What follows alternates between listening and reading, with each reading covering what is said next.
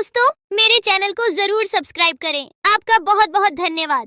एक समय की बात है, लक्ष्मीपुर के जंगल में बहुत से पशु पक्षी रहा करते थे। उसके बीच रंगीला नाम का एक बड़ा ही नेक हिरण भी रहता था। वह बहुत ही मेहनती, मिलनसार और परोपकारी था। वह अपने मन, कर्म और वचन से सबका ख्याल रखता था। किसी का स्वास्थ्य खराब होने पर वह हालचाल लेने के साथ साथ उसके उपचार की भी व्यवस्था करता था। वह जहां रहता था वहां अपने मेहनत से चारों तरफ हरियाली रहता था। एक बार रंगीला स्वयं बीमार पड़ गया। उसे ऐसा बुखार चढ़ा कि उतरने का नाम ही नहीं ले रहा था। उसने स्वयं कुछ जड़ी बूटियां खाई, लेकिन कोई लाभ नहीं हुआ। उनकी बीमारी की खबर पूरा जंगल में फैल गई थी, लेकिन उसे देखने के लिए कोई नहीं आया। तब उसका मन अधिक मुरझा गया। उसे उठा नहीं जा रहा था। फिर भी वह उठकर थोड़ा आगे आया और उसने देखा कि 2 हिरण उनके इलाके में आ गए थे। वह उनके बड़ी बड़ी हरी हरी घास खा रही थी। उन्होंने जब रंगीला को देखी तो मुस्कुराने लगी।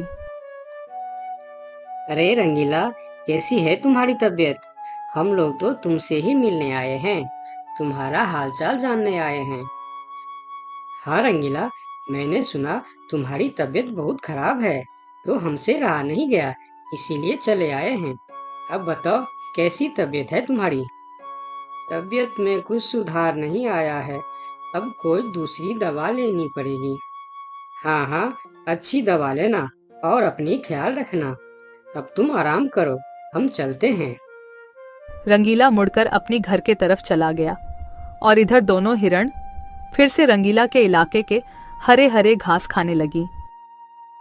हमने इस जगह के बारे में जितना सुना था उससे कहीं ज्यादा पाया। रंगीला ने बड़ी मेहनत से ये गुलशन सजाया है। चारों तरफ हरियाली ही हरियाली है। देखकर और खाकर तबीयत खुश हो गई। अभी पेट भरकर खा लेता हूँ, फिर कल रंगीला से मिलने के बहाने आ जाऊंगा। हमें रंगीला से क्या काम, हमें तो यह हरियाली खींच लाई है। चलो, हम फिर कल आएंगे रंगीला से मिलने के बहाने। जब दोनों हिरण का पेट भर गया तब वह वहां से चले गए और अपने इलाके में जाकर वह रंगीला के इलाके के हरे हरे घास के बारे में तारीफ करने लगे। अरे भाई, यहाँ सूखे घास खाकर पड़े हो, वहाँ जाओ रंगीला के दरबार में, रंगीला का हालचाल पूछो और पेट भर के हरे हरे घास खाओ। बहुत अच्छा है रंगीला, उसके बीमार होने पर भी हमें हरे हरे घास खाने के लिए मिल रहे हैं। रंगीला बहुत अच्छा है, बड़ा ही नेक हिरन है, उसके बीमार होने पर भी हमें हरे हरे घास खाने के लिए मिल रहा है। इससे अच्छी बात और क्या हो सकती है। वहां बहुत सारे हिरण की टोली बन गई। वह सब रंगीला के पास पहुंच गए और रंगीला का हालचाल पूछने लगे। पहले तो रंगीला को इस बात की बहुत खुशी हुई कि कितने सारे लोग इनके हालचाल पूछने आ गए, लेकिन उसके बाद का नज़ारा देखकर रंगीला का सर चकरा गया। सारे हिरण उनके इलाके के घास खाने में जुट गए थे। कुछ हिरण तो फल भी खा रहे थे। उनके पास सर उठाकर इधर उधर देखने की भी फुर्सत नहीं थी। रंगीला बेचारा मन ही मन सोचने लगा कि यह लोग मेरे पास 2 घड़ी भी नहीं रुके और घास खाने में जुट गए।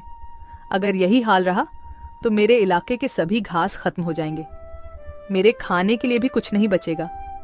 लेकिन उसके थोड़ा देर बाद ही उनका मित्र भालू वहां आ गया। उसके आने में देर हो गया था। माफ करना दोस्त, मुझे आने में देर हो गई है। तुम्हारे लिए औषधि लाने बहुत दूर चला गया था। औषधि तो मिल गई, लेकिन आने में थोड़ी देर हो गई। ये जड़ी बूटी तुम जल्दी खा लो और जल्दी से ठीक हो जाओ मेरे दोस्त। रंगीला ने वह औषधि खाई और कुछ देर बाद ही उसे आराम मिलने लगा। उसका दोस्त भालू उनके साथ ही रुका रहा और 2 दिन के बाद रंगीला का तबीयत ठीक हो गई। लेकिन उनके खाने के लिए न कोई घास बचा था, न कोई फल बची थी। उनकी सारी मेहनत पर पानी फिर गया था। वह बहुत उदास हो गया। दोस्त रंगीला, मैं जानता हूँ ये मतलब का संसार है।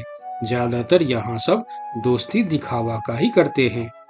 सब अपने फायदे की सोचता है। तुम चिंता मत करो, हम दोनों मिलकर यहाँ फिर से अपना गुलशन सजाएंगे, एक नई दुनिया बनाएंगे। इस कहानी से हमें यह सीख मिलती है कि मन में कपट रखने वाला मित्र शत्रु से भी ज्यादा खतरनाक होता है।